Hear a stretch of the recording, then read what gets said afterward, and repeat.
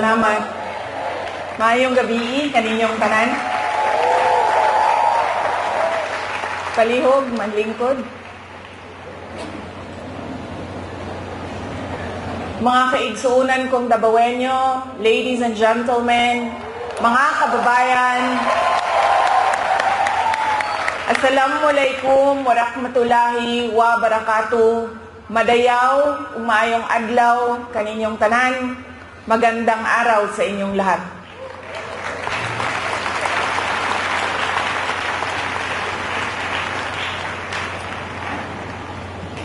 Unahin ko po muna ang aking mga pagpapasalamat. Una po, ang aking pagpapasalamat sa Kingdom of Jesus Christ, sa inyong paanyaya sa akin na dumalo sa inyong 39th anniversary. Maraming salamat po sa inyong imbitasyon.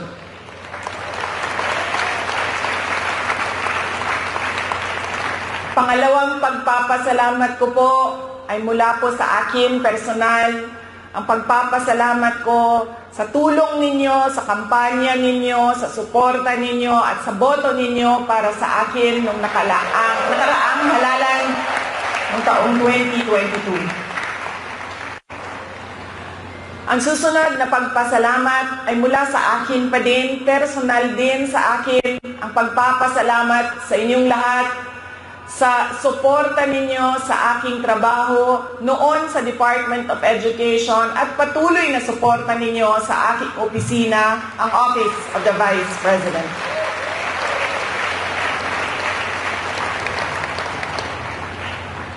At ang huling pagpapasalamat ay mula po sa aming pamilya, ang pamilya Duterte.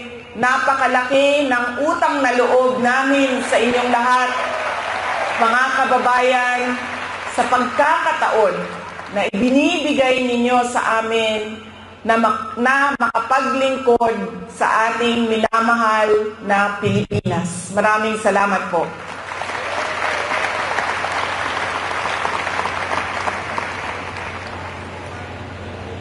Nasabi ko na po,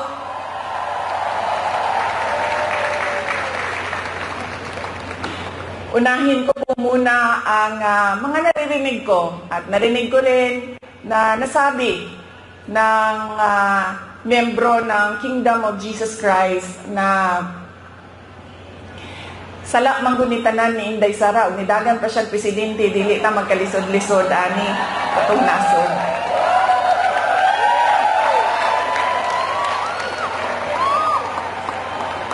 In another forum, I will thoroughly explain myself kung bakit ganon ang nangyari at ganon ang desisyon ko. Pero sa ngayon, hinihingi ko lang ang patawad ninyo na nagkamali ako.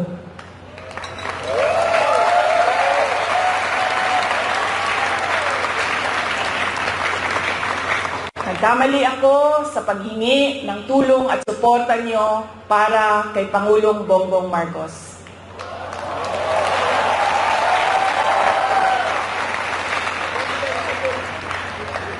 I was on the mistaken belief that we were together on the platform of unity and continuity. Nagkamali ako. Kaya hinihingi ko ang patawad ninyo.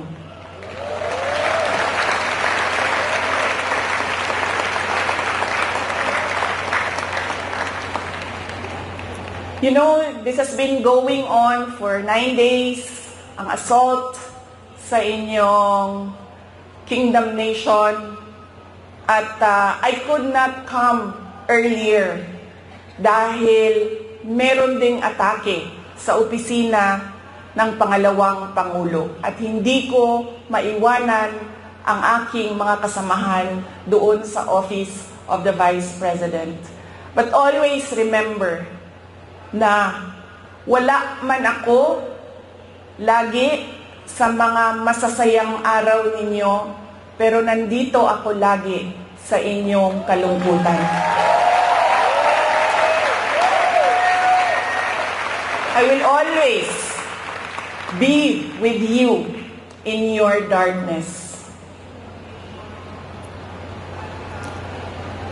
Bago ako pumunta dito, doon sa Manila, sinabihan ako, huwag kang lumapit sa KOJC dahil talo ka dyan.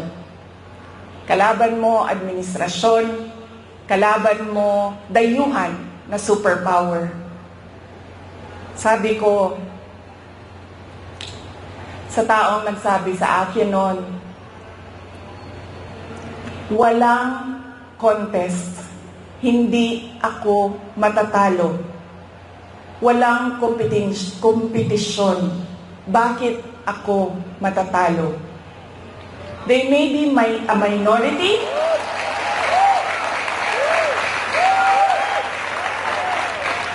They may only be 8 million around the world. Sabihin na natin na 6 million lang doon ang Pilipino, pero Pilipino pa rin sila.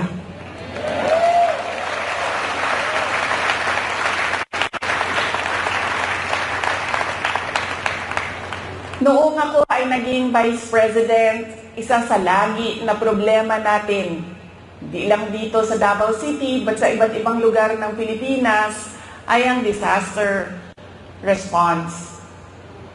So, nung ako ay umupo, in-institutionalize namin ang Disaster Operations Center ng Office of the Vice President.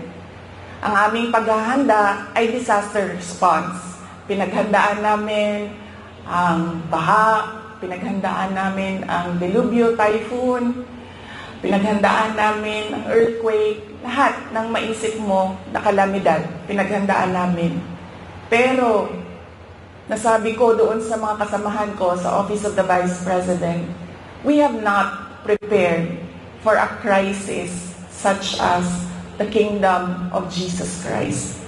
So anong sabi ng libro natin dyan sa Disaster Operations Center? Ano ang dapat nating gawin sa krisis at disaster na ito? Lahat sila walang masagot. Kahit ako matagal, ako nag-isip kung ano ba ang response namin. Because this is a crisis. It is a disaster. Ano dapat ang tugon ng Office of the Vice President? At isa lang ang naisip ko. Sabi ko, as Vice President and as a Dabawenyo, I will be there to comfort them.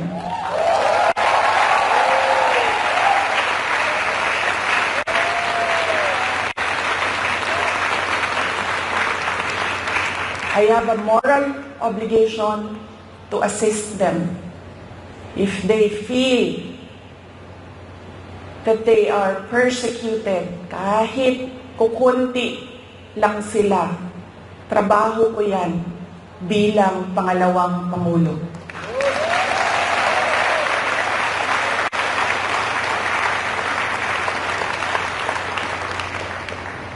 Doon din sa amin, sa Office of the Vice President, sabi nung isang kasamahan namin, doon sa USEC namin, sabi niya, USEC, ano bang matutulong ko kay Inday Sara? Naaawa na ako sa kanya. Sabi ko, tinanong ako ng USEC, sabi ko, excuse me, hindi ako kawawa. Hindi tayo kawawa sa Office of the Vice President. Dahil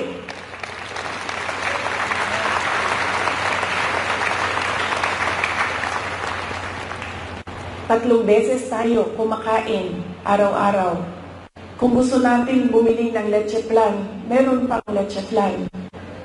At ayaw natin ng leche flan, gusto natin ng ice cream, nakakabili tayo ng ice cream. Sabi ko, ito personal ko na experience. Kaibigan ko, 47 years old. Sumakit lang ang likod. Anong sabi ng doktor?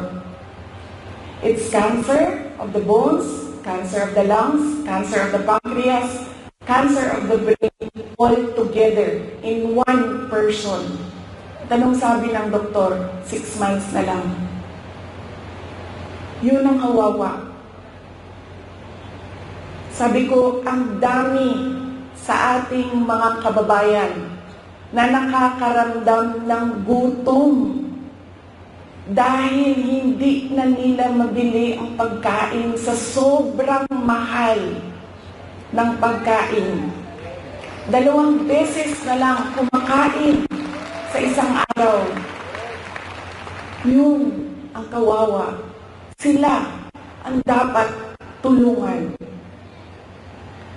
Dumadami ang naghihirap sa ating bansa. Dumadami ang nahihirapan makahanap ng regular na trabaho. Sila ang totoong kawawa at kailangan ng tulong natin.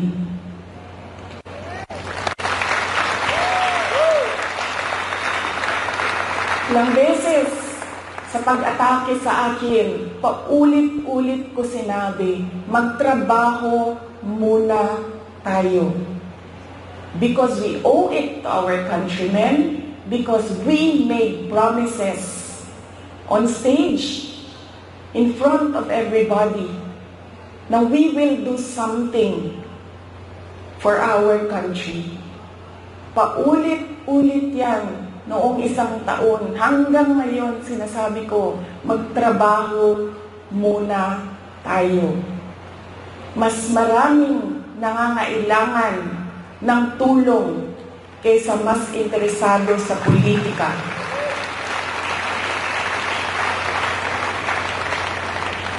Pero this night is not about me and my problems. Hindi ako kawawa. Mas kawawa ang mga kaibigan natin na natutulog sa tabing daan, gutom. Minsan, sa isang araw, wala na talagang kinakain.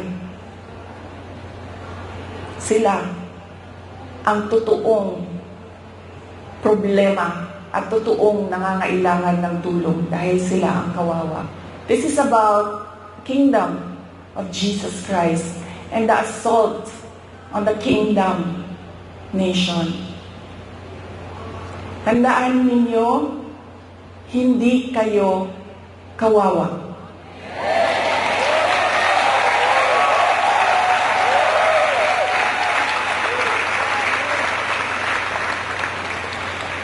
Tungod kay ang langit nung amahan naa pirmi kaninyo.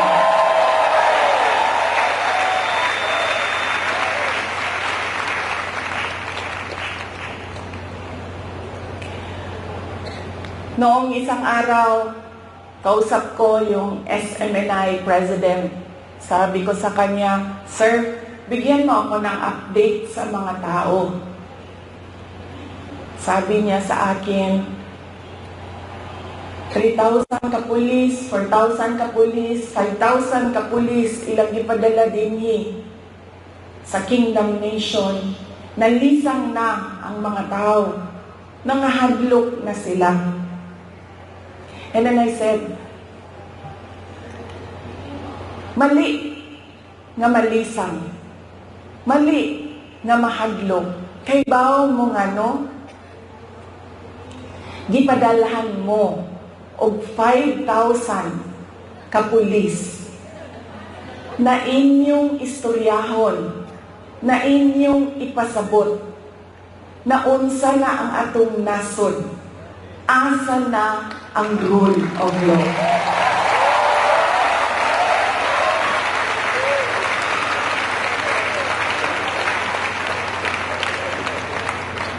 Ipadala sila dinhi para hadlokon mo, gipadala mo sa Ginoo para pasabton sila.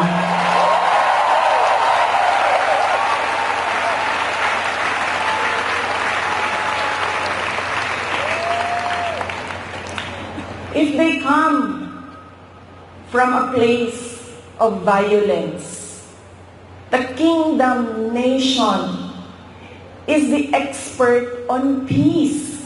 Kay ba mo, anak? Dabaweños are peace-loving, Filipinos. And in fact, dili lang Dabaweños, because the kingdom nation citizens can be found all over the country and around the world.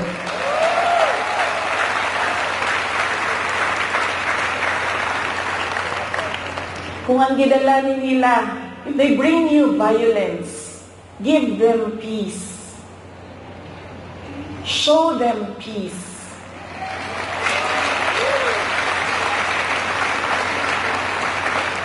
Make them understand that this is not about me and you.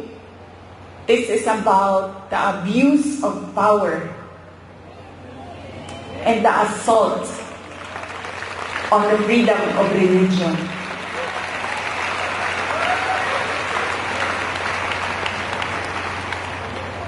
Violence, you have peace. Bullets and tear gas, what do you have? You have the words of the Almighty God.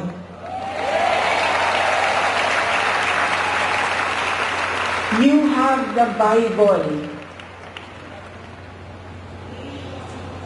Padalhan mo nila og bala, tirahon mo og tear gas. Preach to them the words of God.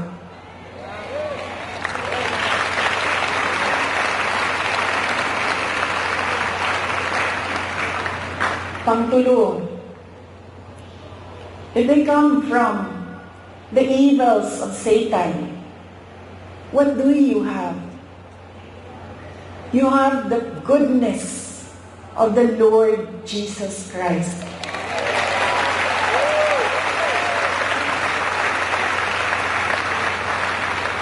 And always remember, kahit saan ka man pumunta, lahat nagsasabi, good triumphs over evil.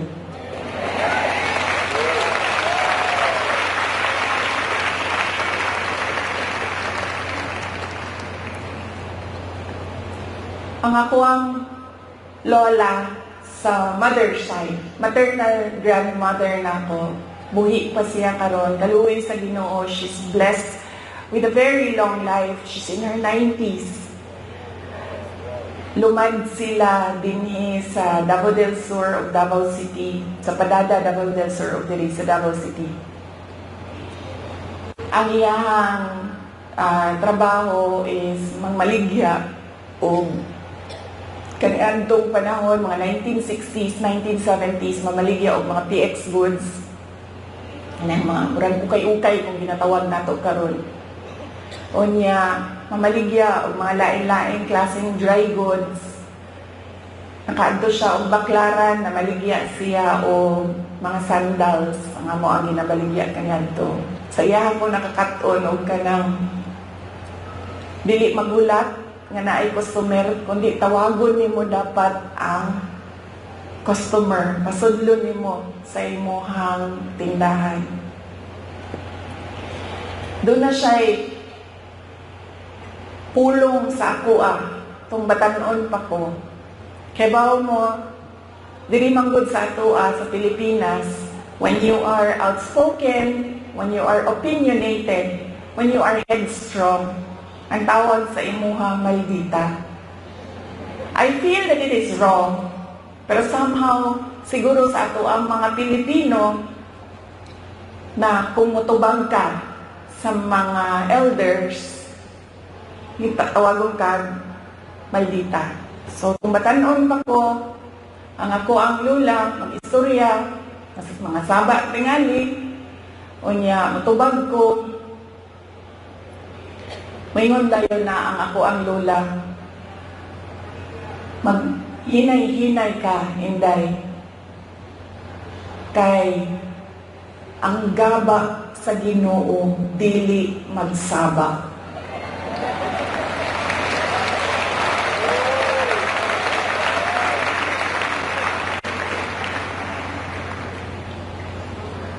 Through the years, while I was growing up, mawin ako ang mahinumduman. Ang gaba, dili magsaba. mo nang nagkaroon ko og hadlok. Imagine mo, maabot lang kalit, di man lang magsaba-saba, di ka kasagam, tungod kay ang gaba sa Ginoo dili magsaba.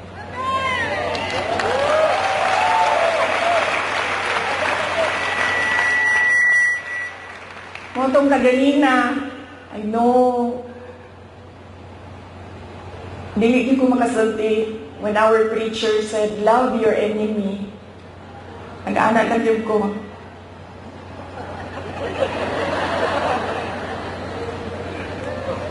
Wala pa ko sa punto sa mga miyembro. I am not in that level of spiritual enlightenment. I can love my enemies. Wala pa ko sa inyong level. Oto ka ganina nag-anak ko. Para di ko makasala.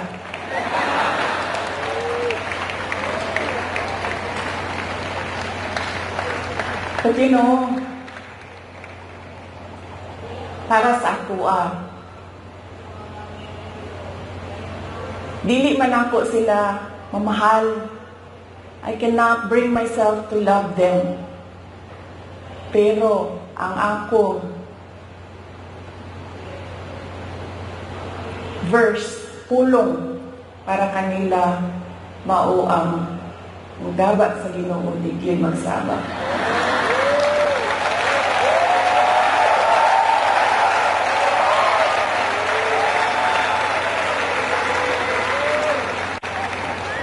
Paula siya ang prinsipyo sa ako ang lola ko rin. And God will take care of you all the more because you can love your enemies. You can forgive. So you will gain victory.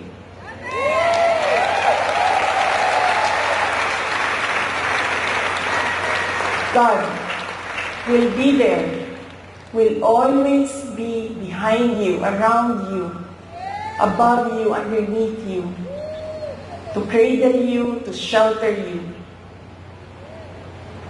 Because you know His power over all of us.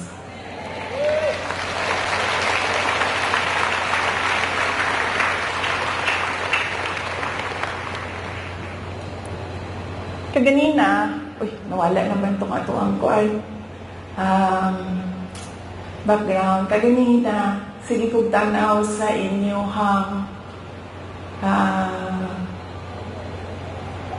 wall.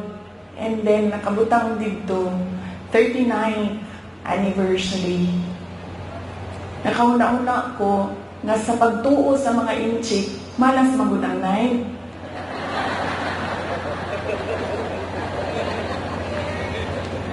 Muto na kaanak ko, siguro sundo na to. Wala may mawala sa to Kung sundo na to ang tinunguan sa mga inchik, nga dili yung ka mag-celebrate of 9. So this is our 40th anniversary. Nagmamalakpak ka para sa 40 years.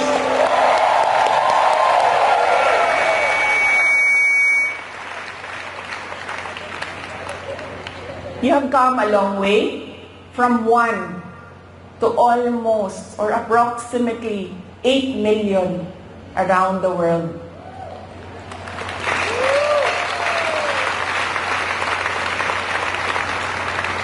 You have overcome challenges, and every challenge made you stronger, made you more united. And we can see that now. There is another challenge before you, pero naang gihapon mo sa ngalan sa Ginoo.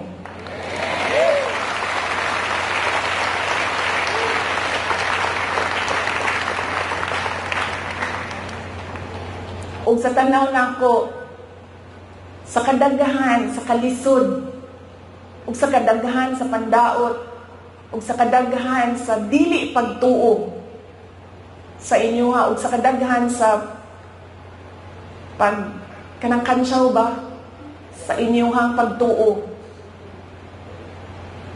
I think you will reach 100 years or more.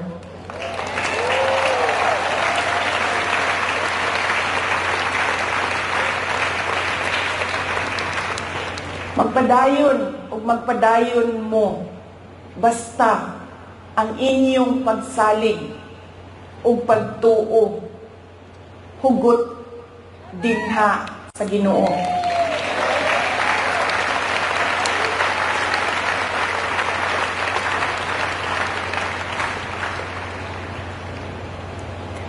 During COVID, it was a experience as mayor. It was an experience that I do never want to go through again. The COVID-19 pandemic. Dili na ko ma-explain sa inyo nga ang kalisod atong panahon na to.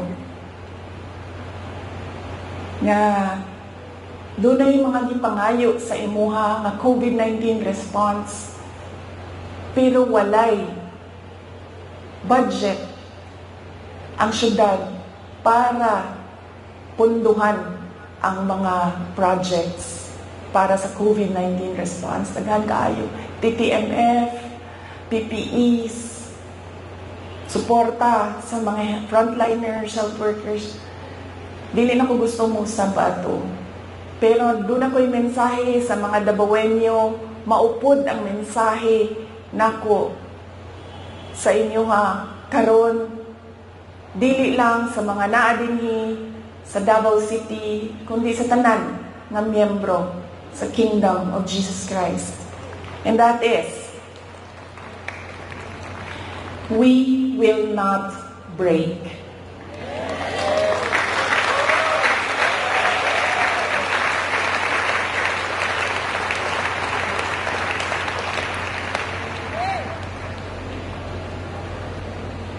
On my way here, kaganina, nag-ingong ko I will leave you with a verse. And nangita ko og verse, butang na ko dito, of being afraid. And doon ay isa, on top of the list, which will guide you, which will guide me, which will guide our countrymen through these dark times of our nation. And that is Psalm 23, verse 4. Even though I walk through the valley of the shadow of death, I will fear no evil, for you are with me.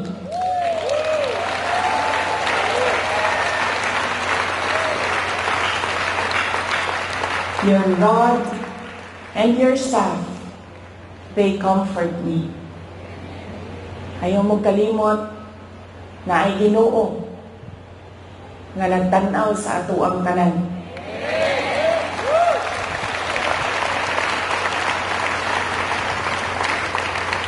Og ang iyahang gaba, pili magsaba.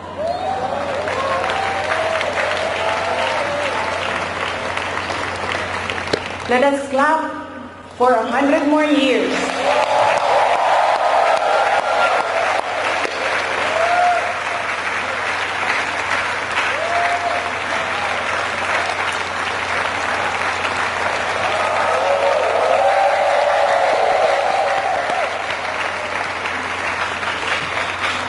Ulitin ko ang aking kasiyahan na makasama ko kayo sa inyong 40th anniversary.